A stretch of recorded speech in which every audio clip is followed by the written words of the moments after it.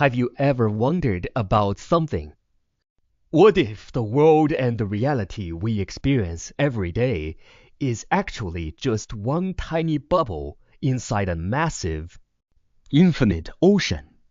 It sounds a bit mystical, doesn't it? Well, today we're going to talk about exactly that. How to see through this bubble and truly touch the ocean itself. Take a look at this ancient scripture.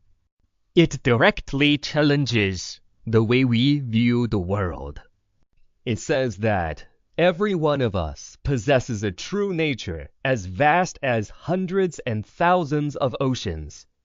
Yet we cast it aside, identifying only with a tiny, fragile bubble that could pop at any second. What does that actually mean? So, here is the question. Are we living as the entire ocean, or are we trapped inside our own little bubble? Simply put, we often take our personal thoughts, emotions, and identities, the things that make up our little bubble, and mistake them for the entirety of reality. We live inside the bubble, yet we think we are seeing the whole sea. First, let's get a handle on this bubble and ocean metaphor. This is our first part, diagnosing this illusion in our perception. The bubble represents the things we usually care about most, our physical health, whether our opinions are right, and the identities of who we think we are. The ocean, on the other hand, represents a much deeper, broader truth, our true nature, an existence that transcends all personal limitations. This creates two completely different states, delusion and awakening. Delusion means being totally stuck inside the bubble, treating it as the whole world. This is a state of wandering in fantasy. Awakening is when you suddenly snap out of it and realize, wait, I am the ocean. I am just temporarily experiencing the world through this little bubble. But if we are the ocean, why do we let ourselves get trapped in a bubble in the first place? In this second part, let's talk about the cause. There is a brilliant metaphor for this. We are all wearing a pair of tinted glasses. But the catch is, we don't even know we're wearing them. In the teachings we're exploring, Zen masters compare our mind to these colored lenses. These glasses dye everything we see with their own tint. This makes the difference between delusion and awakening crystal clear. A deluded person wears sunglasses and insists the whole world is pitch black. He's very stubborn about it. But an awakened person knows the world only looks black. Why? Because he knows he's wearing sunglasses. The problem isn't the word, it's the lenses I'm looking through. Where did these invisible lenses come from? They are basically crafted by three principles. Manifestation of the mind. Whatever is in our heart is what the world shows us. Perception through karma. Our past actions, our karma, determines whether the tint on our lenses is dark or light.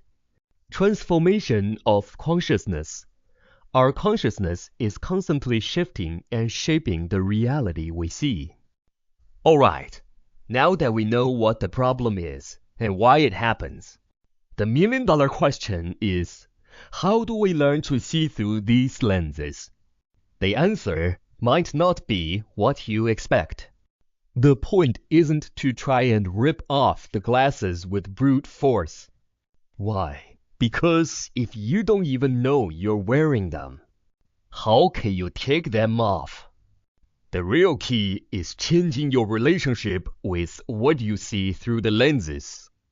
Here's a perfect analogy. Imagine someone comes to your house and takes something away. Your reaction depends entirely on how you label that object. If they take away a bag of trash, you'll think, "Great. Thanks for cleaning that up." But if they take away your prized jewelry, you'll be furious, right? So, the core method is this. Practice stopping the identification with the thoughts and feelings that pop into your head. Don't be in a hurry to label them as good or bad or my idea. When we stop identifying with them, the mind stays calm no matter what happens outside, like a river flowing peacefully, undisturbed by the rocks or leaves within it. This practice of non-attachment and non-identification is what we commonly call Zen meditation, Chanding. It's like letting the mind settle until the dust on those lenses naturally sinks and falls away. It's a very practical way to see more and more clearly. Finally, let's talk about the journey from confusion to clarity.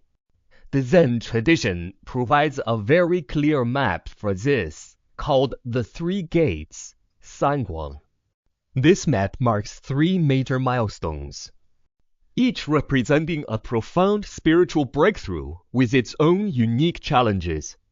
The initial gate, Chuguang. This is your first glimpse of your true nature. Oh, I am the ocean. The barrier gate, 闯关. This is much harder. You need to break through the deep-seated attachment to your physical body and your mental states, what we call the 5 aggregates. The lockdown gate, 老关. This is the subtlest and hardest obstacle to find right before total freedom. To help people finish this journey, Zen masters often throw out riddles that can't be solved with logic. These are called huatos, word heads. So, the end of this journey isn't an answer. It's actually a question. This question is like a key, not meant for you to think it through, but to smash the shackles of our habitual thinking. So, we'll leave you with this final question. When you stop struggling to find an answer and just watch, purely and quietly, what actually happens?